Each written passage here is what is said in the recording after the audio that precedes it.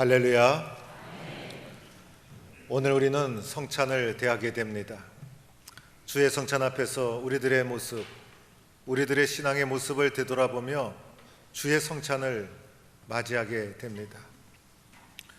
예수님을 마음에 영접하고 하나님의 자녀로 살아가는 우리들에게 가장 소중한 것은 하나님과의 관계입니다. 하나님과의 관계보다 더 소중한 것은 없는 것입니다. 예수 믿고 하나님의 자녀가 된 우리들에게 가장 소중한 것은 나와 하나님과의 관계인 것입니다. 나와 하나님과의 관계가 건강하게 바로 세워져야 합니다. 하나님과의 관계가 깊이 있게 세워져야 되는 것입니다.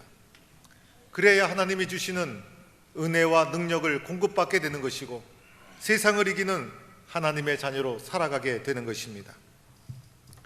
어떻게 해야 하나님의 자녀로 올바르게 살아갈 수 있을까? 어떻게 하면 하나님과 건강한 관계를 유지할 수 있을까? 어떻게 하면 하나님과 깊은 바른 관계를 이루어갈 수 있을까? 이런 고민이 우리 속에 있어야 되는 것입니다. 우리에게 예배당 안에는 정교인 7대 실전사항을 예배당 오른쪽에 걸어 놓았습니다.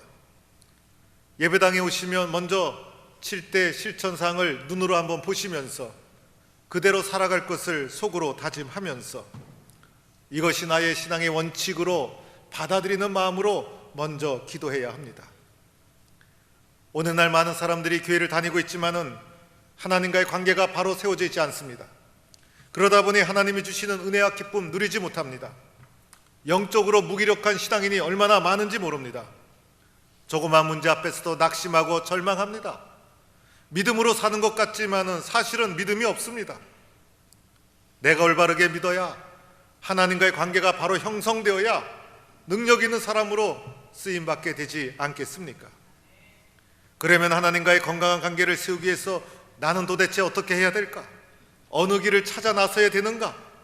정교인 7대 실천상 첫 번째, 두 번째, 세 번째가 하나님과의 바른 관계를 결정하는 요소가 되는 것입니다. 첫 번째 요소는 무엇입니까? 바로 회개 실천인 것입니다. 회개 실천이 나와 하나님과의 바른 관계를 결정하는 중요한 첫 번째 관문이 되는 것입니다. 우리는 그 어느 때보다 죄악이 만연된 우상이 범람하는 시대에 살아가고 있어요. 그러함에도 불구하고 그 어느 때보다도 회개가 없고 눈물이 없는 강팍한 시대에 우리가 살아가고 있어요. 하나님과의 나의 관계를 가로막는 것이 바로 죄라는 것이에요. 하나님은 나를 사랑하는데 나와 하나님과의 관계를 가로막고 있는 것이 죄라는 것이에요. 그 죄 때문에 나와 하나님 관계가 깨어지고 말았던 것입니다. 나를 사랑하신 하나님이 그러한 이유로 해서 죄를 싫어하시는 거예요. 죄가 없으면 나와 관계가 회복되는데 그 죄가 하나님과 나 사이를 가로막고 있다는 것입니다. 우리가 예수 믿는 가정 속에서 우리 속마음에서 일어나는 사건이 있죠. 내가 죄인임을 인정하게 되고 내가 죄를 고백하게 되고 십자가의 도우심을 구하고 이런 회개의 역사가 예수를 영접하는 가운데 일어나게 되는 것입니다. 이런 회개의 역사가 내 마음속에서 일어날 때 마음이 열리는 것이고 예수 그리스도의 십자가를 마음에 받아들이게 되는 것이고 죄 용서를 경험하게 되는 것이고 예수 믿고 구원받는 놀라운 사건이 우리 속에서 일어나게 되는 것입니다. 예수 영접해서 죄 용서받고 구원받은 하나님의 자녀로 살아가고 있지만은 우리들은 그래도 육신을 입고 살고 있지 않습니까? 유한한 육신을 입고 살다 보니 세상에 살면서 작고 큰 죄를 반복할 수밖에 없습니다. 예수 믿는 사람들, 죄의 무서움을 인식한 우리들, 죄에 민감하게 된 우리들은 세상에서 짓게 되는 작은 죄들 끊임없이 하나님 앞에 회개하는 자가 되어야 하는 것입니다.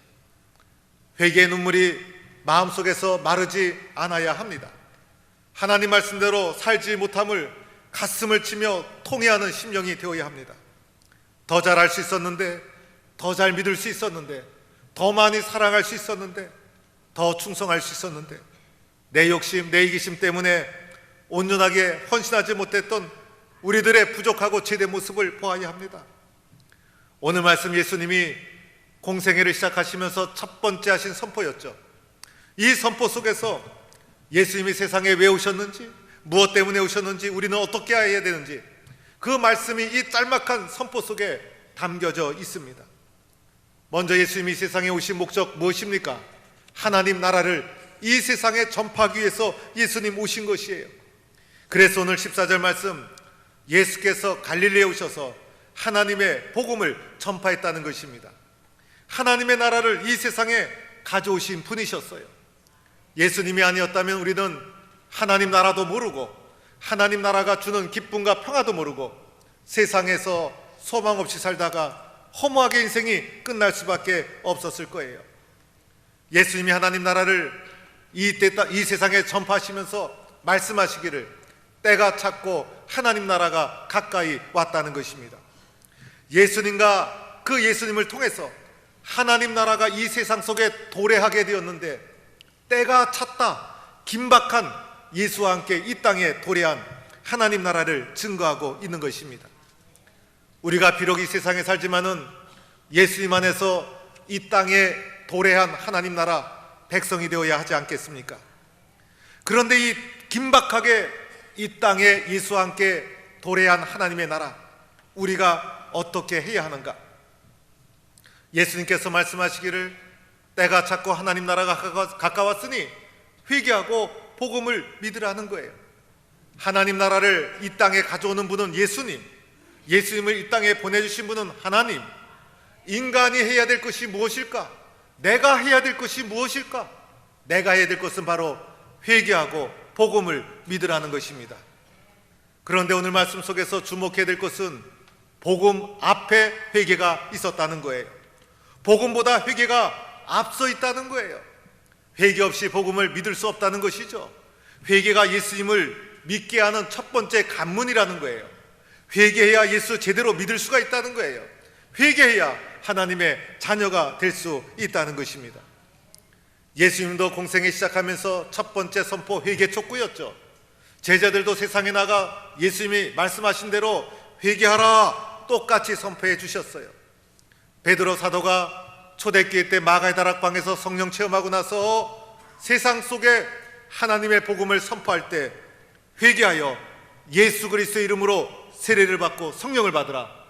예수 그리스도의 이름으로 세례받고 성령 받는 것보다 먼저 회개를 촉구하고 있는 베드로의 선포를 보게 됩니다.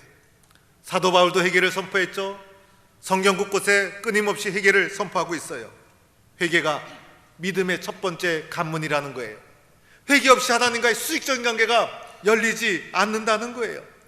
회개 없이 예수를 제대로 영접할 수 없는 것이고, 회개 없이 하나님 자녀가 될 수 없다는 거예요.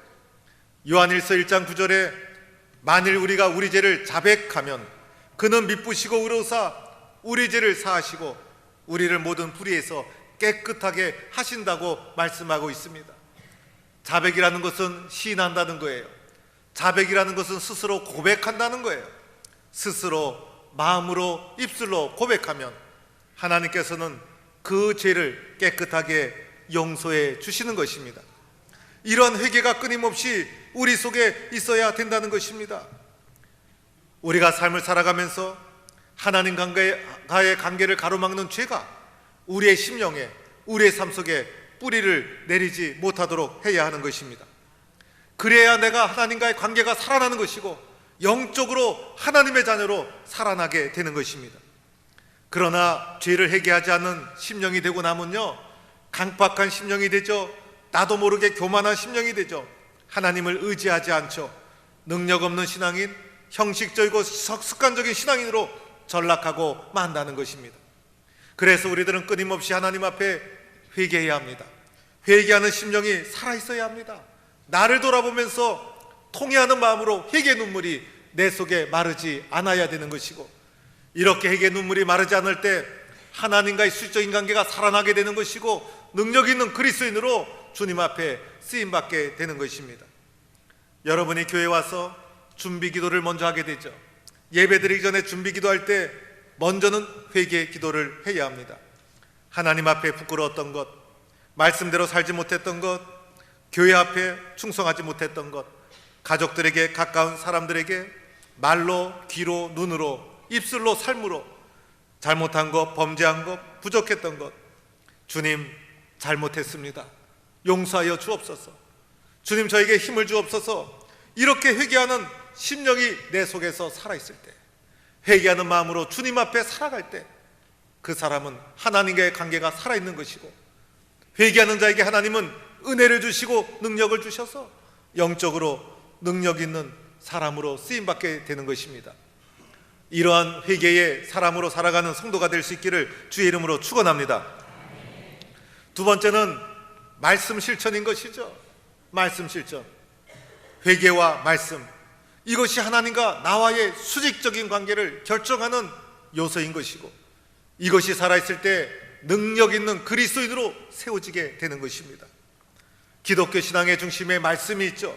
말씀을 읽고 말씀을 묵상하고 말씀을 경청하고 말씀을 받아들이고, 주의 말씀은 내 발의 등이요 내 길의 빛이니이다.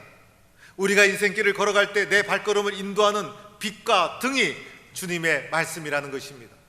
어디로 가야 되는지, 무엇을 따라가야 되는지, 인생길을 걸어가면서 얼마나 우리가 방황할 때가 많습니까? 그러나 나의 발걸음을 인도하시는 분은 주님의 말씀입니다. 이 주님의 말씀의 인도를 받아야 된다는 것입니다. 성경은 하나님의 감동으로 된 것으로 교훈과 책망과 바르게 함과 의로 교육하기에 유익하다 했습니다. 성경만이 나를 바르게 교육시킵니다. 성경이 나를 책망하는 것입니다. 성경이 나를 온전케 하는 것입니다.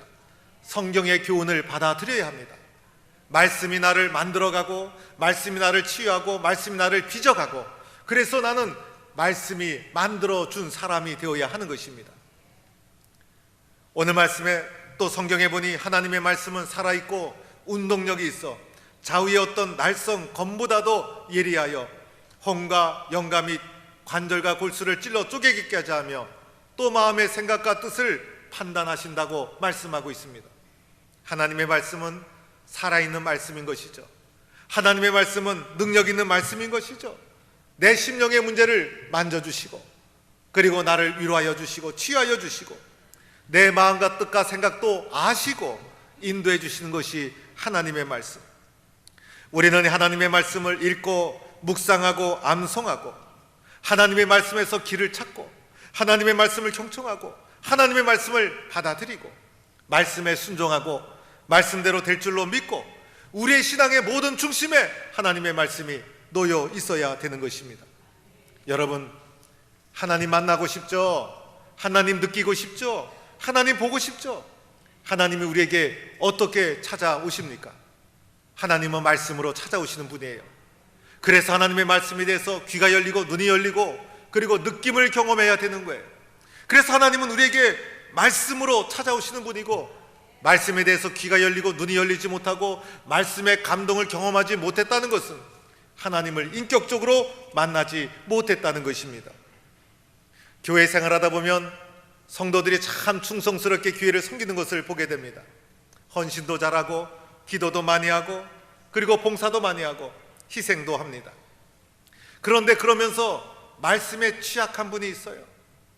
말씀 공부도 안 하시고 말씀을 경청할 때는 잘 듣지 아니하시고 듣는 것 같아도 속으로는 받아들이지 아니하시고, 그래서 말씀에 취약한 성도들이 있습니다. 말씀에 취약하다 보니 말씀의 뿌리가 마음에 깊이 내려가지 못합니다. 그러다 보면 하나님의 뜻에 순종하지 못하게 되는 거예요. 내 뜻을 앞세우게 되는 거예요. 하나님이 원하시는 문제 해결의 길을 보지 못하는 거예요. 하나님의 인도를 경험할 수가 없는 거예요. 하나님이 주시는 능력도 체험할 수 없는 거예요. 그 말씀 속에 하나님이 주시는 엄청난 보화가 담겨 있는데 말씀에 깊이 뿌리를 내리지 못하면 하나님이 주시는 많은 은혜를 누리지 못하게 되는 것입니다. 저는 저의 인생을 붙잡아 준 것이 하나님의 말씀이었어요. 오늘까지 인생의 고비고비마다 하나님께서 제 인생을 결정해 주셨어요. 제가 부목사가 되어서도 영적 침체에 빠진 적이 있었어요. 그 어느 날 영적 침체에 빠지더니 목사로서의 정체감마저도 흔들리는 영적 위기에 빠지게 되었어요. 얼마나 강급했는지 서점에 갔다가 그날 제 눈에 띄인 것이 말씀 묵상이라는 책이었어요. 말씀 묵상 창간호였어요. 1993년도의 일이었어요. 그 책을 구입하고 그날부터 매일매일 큐티를 하기 시작했어요. 말씀에 생명을 걸기 시작했어요. 말씀 없이는 살 수 없다고 늘 말씀을 붙잡고 살아왔어요. 그것이 쌓여서 22년의 삶이 되었어요. 22년 동안 큐티를 하면서 끊임없이 말씀이 여러 번 반복하고 그리고 여러 번 거쳐나가게 되었어요. 읽어도 또 은혜가 되고, 읽어도 하나님은 저의 마음을 만져주시고 저의 생각을 다듬어 주시고, 부족한 저를 하나님은 말씀을 통해서 넓혀주시고 키워주셨어요. 제가 능력이 있어서 이 자리에 서 있는 것이 아니죠. 하나님이 말씀으로 나를 인도해 주셨어. 말씀으로 나를 키워주셨어. 말씀으로 나를 회복시켜 주셨어. 고비고비마다 하나님 말씀을 붙잡고 살아온 결과가 오늘의 저인 것입니다. 말씀을 듣는 자세가 있죠. 주여 말씀하옵소서 종이 듣겠나이다. 이것이 우리가 말씀을 듣는 자세인 것이에요. 갈비는 우리들에게는 세 가지 말씀이 있다. 기록된 말씀으로서의 성경, 선포되는 말씀으로서의 설교, 보이는 말씀으로서의 성찬. 오늘 우리는 성찬에 대하게 됩니다. 주님, 말씀에 생명을 걸고 말씀대로 살겠습니다. 회개와 말씀, 이것이 나와 하나님과의 수직적인 관계를 결정하는 소중한 요소인 것이고, 이것이 살아있을 때 하나님이 주시는 은혜의 삶을 살아갈 수가 있는 거예요. 마지막 세 번째는 기도라는 것이에요. 기도가 살아있어야 되는 것 아닙니까? 하나님께 기도하고 성령의 도우심으로 기도를 하고 예수님의 이름으로 기도하고, 기도의 기준은 하루 1시간, 예수님께서 정해주신 기도 시간 하루 1시간, 1시간도 깨어있을 수 없더냐? 그래서 늘 1시간 기도하는 것을 원칙으로 삼고, 1시간 기도하지 못했음을 미안해하고, 1시간 기도하지 못했음을 회개하고, 1시간 기도하기를 힘쓰고, 그래서 하나님과의 관계가 기도를 통해 회복이 되어야 하는 것입니다. 사랑하는 성도 여러분, 회개와 말씀과 기도가 나와 하나님과의 관계를 결정하는 가장 소중한 요소예요. 우리 인생에서 가장 소중한 것은 나는 하나님과 어떤 관계를 가지고 있는가, 나는 하나님과 어떤 관계를 가지고 있는가. 회개하는 마음으로 하나님 앞에 살아갑니다. 말씀에 순종합니다. 기도하며 살아갑니다. 여러분, 무엇을 하고 싶어도 능력이 없으면 아무것도 할 수 없어요. 건강을 잃으면 하고 싶어도 할 수 없어요. 물질이 없고 능력이 없으면 도와주고 싶어도 도와줄 수 없어요. 나에게 힘이 없으면 아무것도 할 수 없는 거예요. 말씀과 기도가 그리고 회개가 죽어버리면요, 영적으로 능력 없는 그리스도인이 되어서 아무것도 할 수 없어요. 그러나 회개하는 그리스도인, 말씀과 기도가 살아있는 그리스도인이 되면 하나님이 주시는 능력과 힘이 있어서 감당할 수 없는 일이 없을 줄로 믿습니다. 오늘 우리는 성찬에 나가면서 우리의 부족함을 회개하고, 주님, 말씀과 기도로 주님 앞에 나가겠습니다. 하나님과 나와의 관계를 결정짓는 소중한 요소, 회개와 말씀과 기도, 내 신앙의 원칙으로 삼겠습니다. 이것을 가장 소중하게 삼겠습니다. 그대로 충성하겠습니다. 하나님이 주시는 은혜의 삶을 살겠습니다. 이렇게 다짐하며 주의 성찬에 나가는 성도가 될 수 있기를 축원합니다.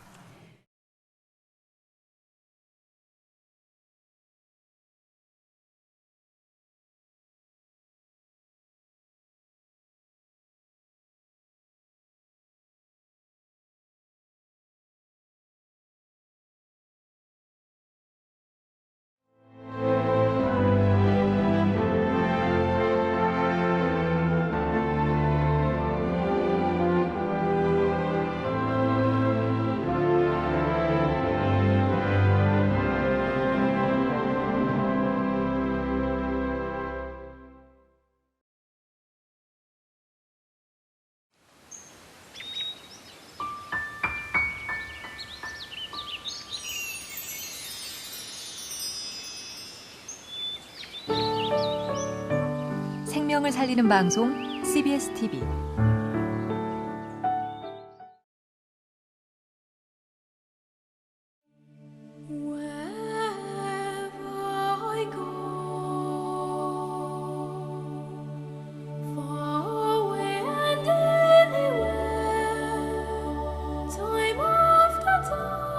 만일 그리스도 안에서 우리가 바라는 것이 다만 이 세상의 삶뿐이면 모든 사람 가운데 우리가 더욱 불쌍한 자이리라. 아담 안에서 모든 사람이 죽은 것 같이 그리스도 안에서 모든 사람이 삶을 얻으리라. 죽음도 생명도 그 어느 것 하나도 내 것이 아닙니다. 죽음과 생명은 나의 신실한 구원자 예수 그리스도에게 속해 있습니다. 이것이 내가 이 세상을 견디어낼 수 있는 가장 강력한 위로입니다.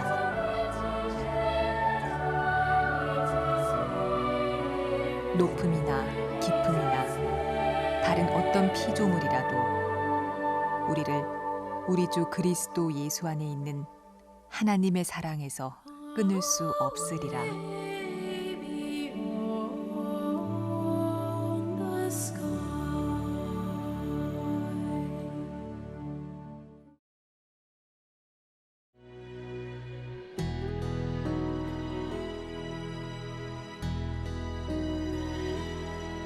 나를 지으신 이가 하나님,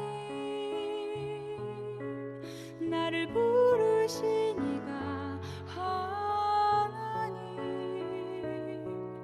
나를 보내신 이도 하나님, 나의 나 된 것은 다 하나님 은혜라. 나의 달려갈 길 다가도록 나의 마지막 걸음 다하도록 나로 그 십자가 함께 하시니 나의 나 된 것은 다 하나님 은혜라. 한량없는